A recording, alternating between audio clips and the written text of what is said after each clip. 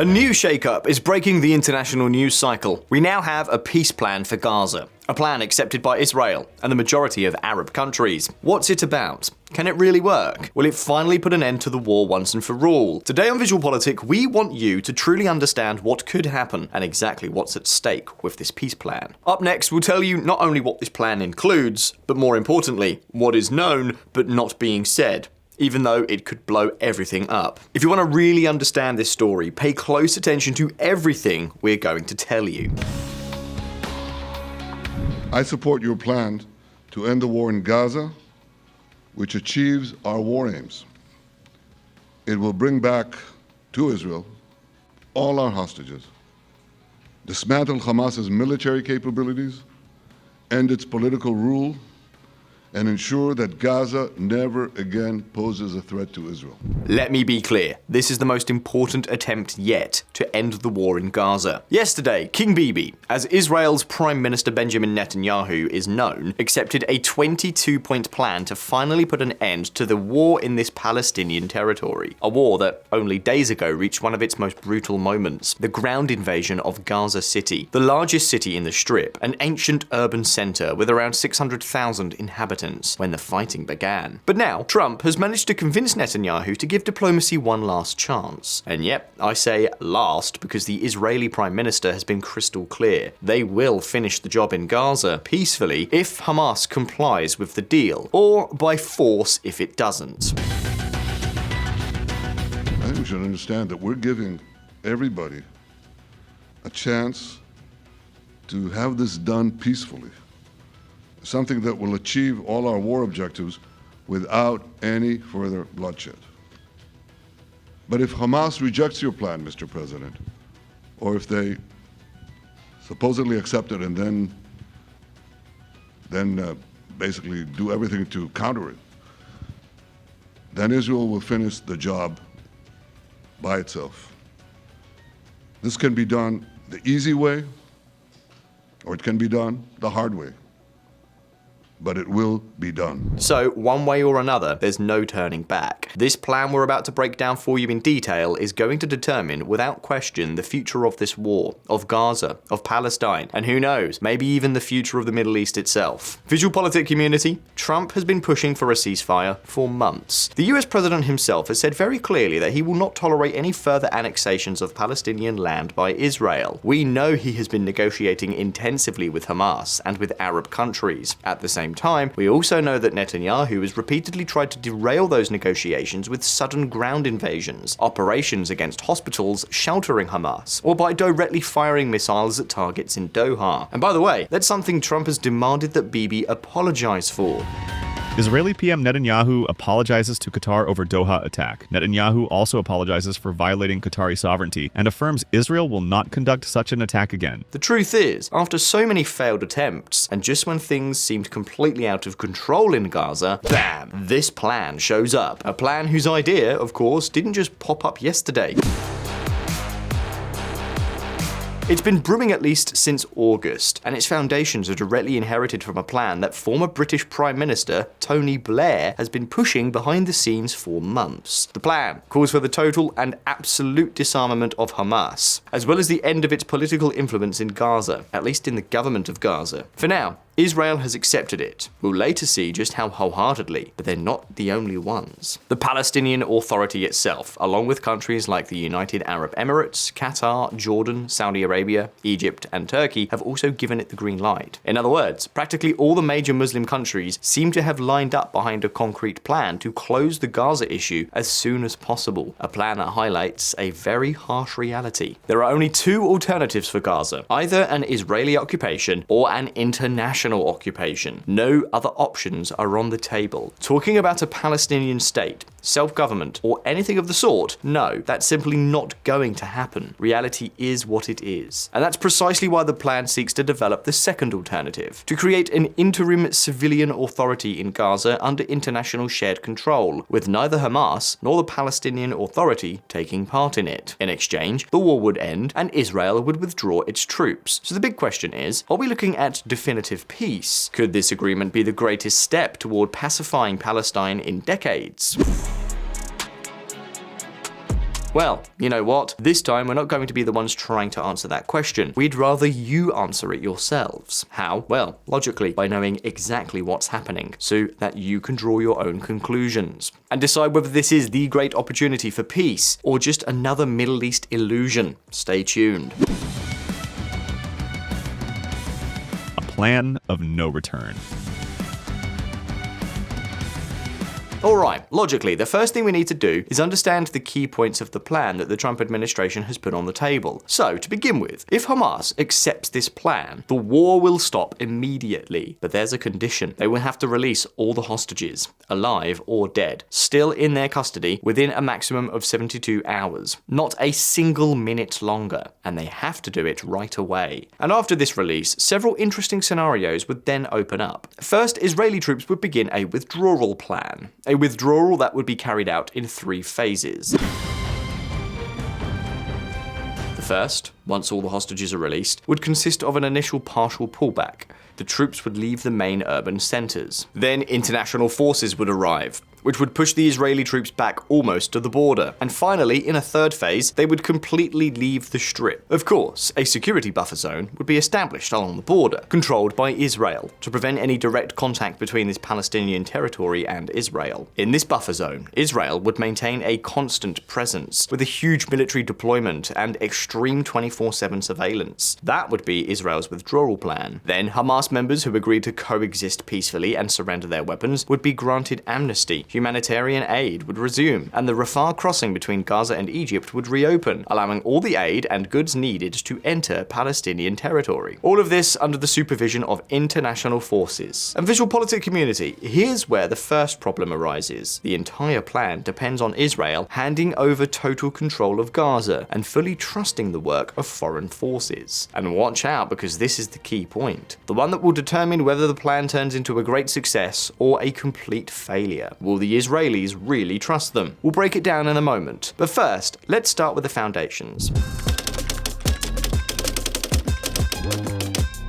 As we were saying, the heart of this whole plan is the creation of a temporary but indefinite technocratic government called the Gaza International Transitional Authority. An idea taken practically word for word from the proposal that former British Prime Minister Tony Blair has been promoting for months among Palestinians, Arab governments, and also the Trump administration. But what exactly would this look like? Well, the entire Gaza Strip would come under the rule of a peace council made up of Palestinian technocrats and international experts. And not only that, this council would be chaired by Donald Trump himself, and would also include other heads of state, as well as former British Prime Minister Tony Blair. It would be something like the government of Gaza, the power structure responsible for restoring and developing the institutions needed for daily life. And of course, since this kind of government would include many high-profile figures, it would come with very generous funding to drive the total reconstruction of the Strip. In this way, the Peace Council itself would manage and seek financing for Gaza's reconstruction and redevelopment. It even envisions creating a special economic zone with special tariffs. Of course, who on earth would actually dare to invest in Gaza? Well, that's a topic for another day.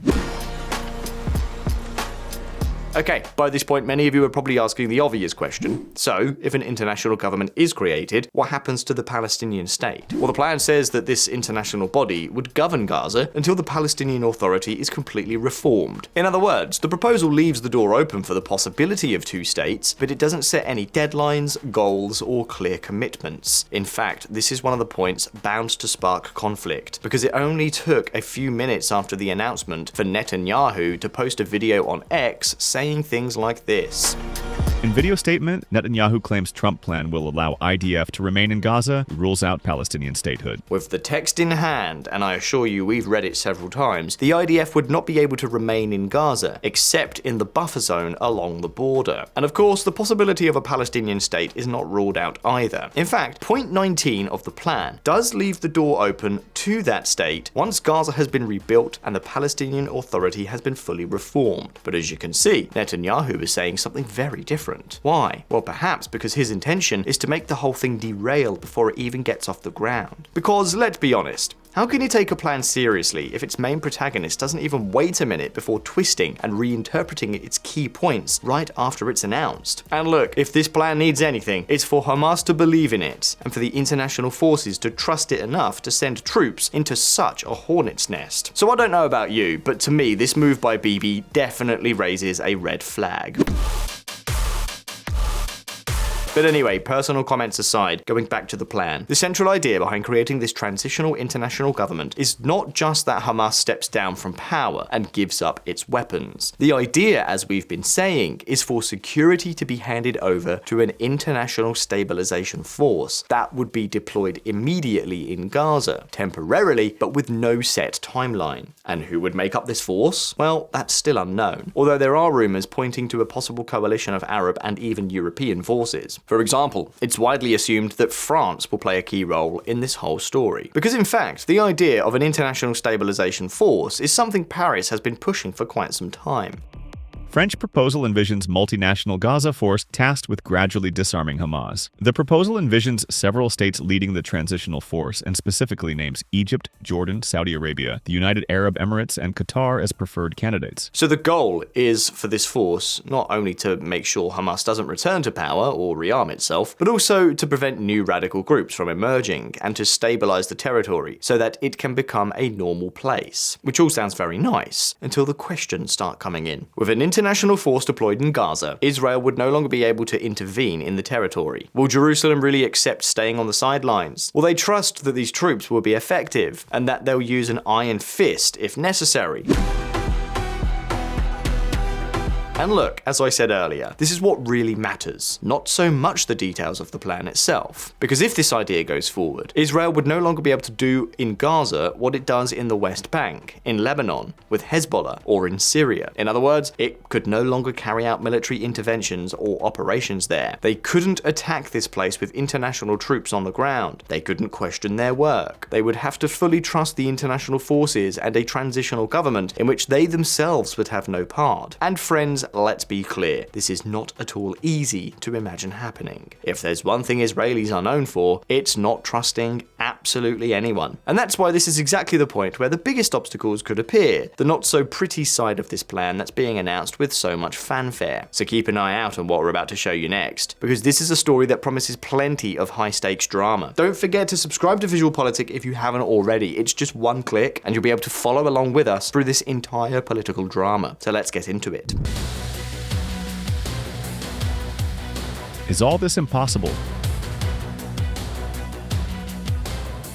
Now, it's not about being negative. Hopefully, everything works out. The plan succeeds, and that Gaza Special Economic Zone takes off at full speed. But honestly, what can I say? This plan was born with a certain whiff of failure that still hasn't gone away. You won't see it in most media outlets, but this is the reality. That sense of looming failure is still there. Hopefully, it disappears soon, but for now, it exists. And do you know why? Because there are at least 3 major reasons why this plan could blow up completely. First, that Israel doesn't really trust others, particularly Arabs or Europeans, to control a territory as crucial to its security as Gaza. Second, that when push comes to shove, the Arab countries involved may not want to commit themselves too much, at least not as much as would actually be needed. And third, of course, that Hamas may simply refuse to disappear and give up control of Gaza. But if you agree, let's start by analysing the first of these obstacles, Israel.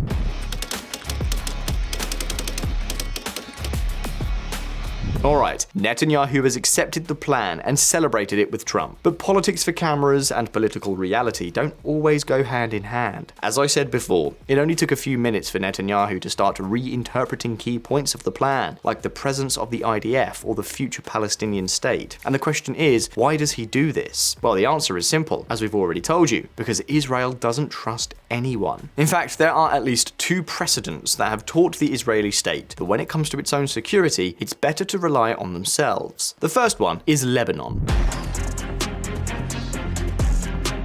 What you're looking at now is the UNIFIL Area of Operations, a UN mission created in 1978 and expanded in 2006 to restore peace in southern Lebanon. And now what you're seeing here were the areas of greatest influence and activity of the terrorist group Hezbollah before Israel's attacks over the last year and a half crushed their power. You notice something, right? Exactly. The group's main area of operations overlapped perfectly with the region where UN forces were deployed. From there, and for decades, Hezbollah was launching missiles and rockets against Israel, stockpiling weapons, planning all kinds of attacks, while the international forces did absolutely nothing to stop it. And you might ask, but what does this have to do with Gaza? Well, it's simple. If Israel has managed to bring the once all-powerful Hezbollah to its knees and destroy most of its military capabilities, it certainly wasn't thanks to that international peacekeeping force. It was because Israel struck Hezbollah and continues to be able to strike in Lebanon whenever and however it wants. In other words, there's a very bad precedent for how leaving insurgent control in the hands of peacekeeping forces or international coalitions can end up creating massive headaches. But that's not even all.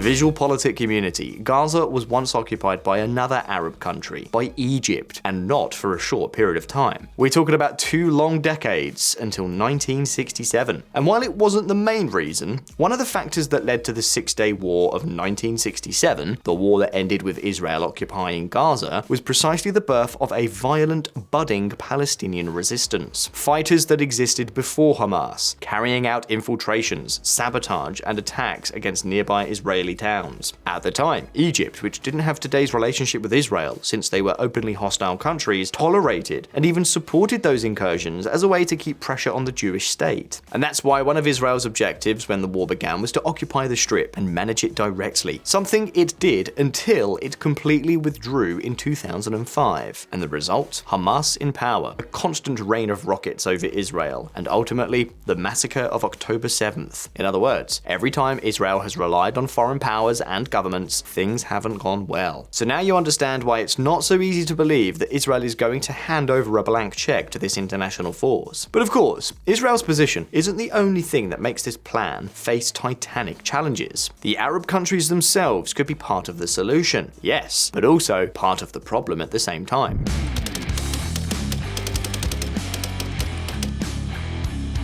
Getting involved in Gaza right now means plunging headfirst into a completely unpredictable hornet's nest. We're talking about a place where Hamas and Palestinian Islamic Jihad are still active, battered but active, with no intention of giving up the fight, and where millions of people are suffering under extremely harsh humanitarian conditions. That alone is already a powerful breeding ground for radicalization and for the desire for revenge against Israel, which is exactly what many analysts are saying. That all the destruction and the suffering inflicted on the civilian population during Israel's war against Hamas after the October 7th attacks will only trigger more support for radical groups. And what will we have in the middle of all this? Well, according to Trump's plan, there would no longer be Israeli forces dealing with these growing threats, but rather international stabilization forces made up mostly of Muslim countries. For example, Indonesia is one of the first Muslim countries to offer to put peacekeeping troops on the ground. Specifically, they've offered 20,000 troops. But of course, there are 2 problems here. Let's suppose Hamas accepts the plan.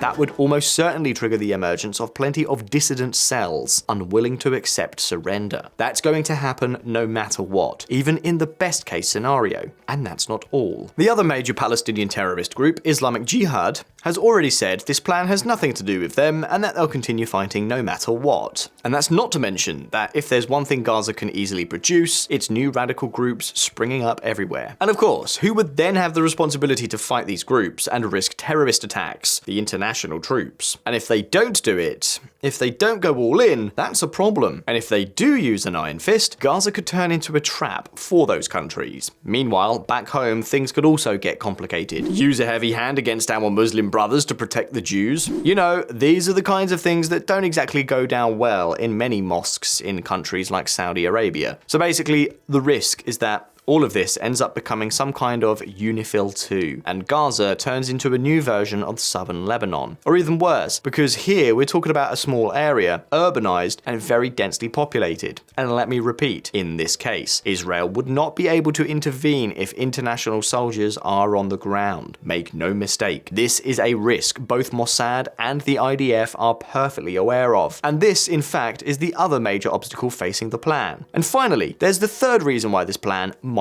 not work, and it has to do with Hamas itself.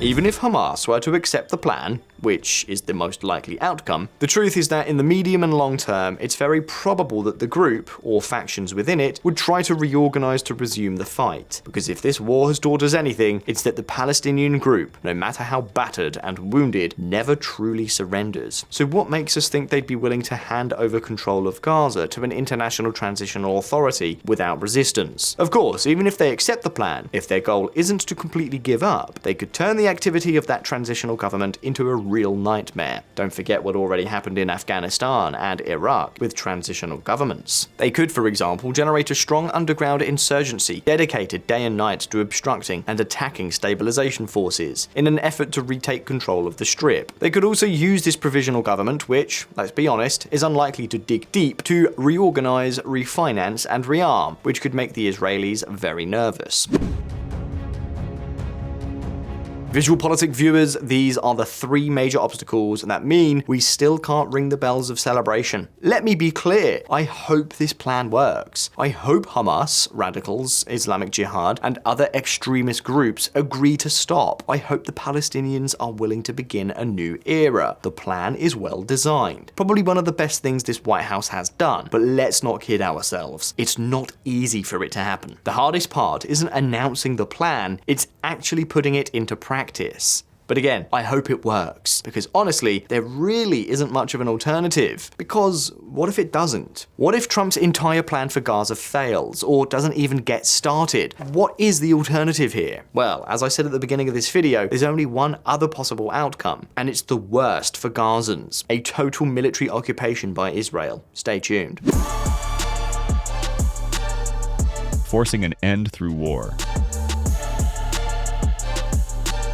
As I told you earlier, the conflict in Gaza only has two possible outcomes. Either an international occupation, which is basically what Trump's plan and Tony Blair's idea propose, or an Israeli occupation. There are no other options. There won't be a Palestinian Authority government, no political autonomy, and Netanyahu certainly isn't thinking about letting Hamas govern this territory again. Those things are simply not going to happen, period. And what does this mean? That if the White House plan isn't accepted, or fails because the coalition of Arab countries can't guarantee security, the flip side will be an Israeli occupation. A hardline occupation that wouldn't be good for the future of Gaza, and certainly not for Israel either. Though today, it may very well be Netanyahu's preferred option, and it is. Even though occupying the entire Strip would be no small thing, it would mean getting stuck in a dead end that they might not even be able to leave for many years. That's exactly what the IDF fears, because according to their own reports, dismantling Hamas's entire infrastructure could take years. Years of constant operations, military wear and tear, and a brutal cost just to try to maintain control. Consider that simply maintaining an Israeli military government has been estimated to cost around $5.8 billion a year, and that's without even counting reconstruction and humanitarian aid costs, which a military occupation government would inevitably have to shoulder. Because of course, to make any occupation minimally viable, Israel would first have to rebuild part of what it has destroyed. We're talking about water, electricity, hospitals, and that means even more money. And what about the impact on the Israeli economy? An occupation of Gaza would keep the country in a permanent state of war, meaning a constant mobilization of reservists. And obviously, keeping nearly 50,000 soldiers deployed in Gaza not only costs money, it also paralyzes much of the labor market. Many of them wouldn't be able to return to their civilian jobs. The result, Gaza becoming a black hole for resources. And along the way, Gazans subjected to military administration. In short, a total disaster. That's why we hope that despite everything, the announced plan can work, that the hostages return home soon, that Hamas's power becomes history, and that a new dawn begins in Gaza. But until then, the question is for you. What do you think about this plan? Will it work? Well, leave your opinions down below in the comments, and let's see what you think. And if you found this video interesting, don't forget to give it a like and subscribe to VisualPolitik if you haven't already. It's free, and it really helps us out a ton. As always, thank you so very much for being there. All the best. I'll see you next time.